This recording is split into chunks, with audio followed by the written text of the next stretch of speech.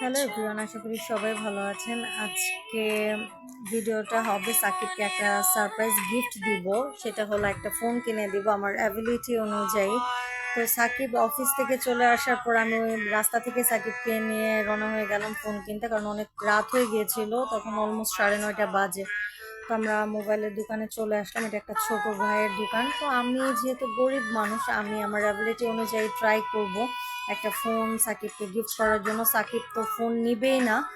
তো এই দুইটা ফোন কম বাজেটের মাঝখানে আমার ভীষণ ভালো লেগেছে। ওই দোকানে যারা ছিল ছোট ভাই, ওরাও বলছিল যে আপু ভাইয়া এই দুইটা ফোন নিতে পারেন, কম বাজেটের মাঝখানে এটা অনেক ভালো হবে।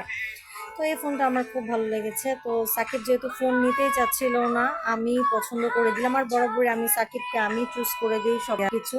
তো এটার মাঝখানে কিন্তু বড় একটা শান্তি আছে যে আমি সাকিবকে গিফট করতে পারলাম। তো অনেক ভালো লাগছিল আমার যে ফাইনালি আমি একটা ফোন নিতে পেরেছি আমার সাধ্য অনুযায়ী, আলহামদুলিল্লাহ।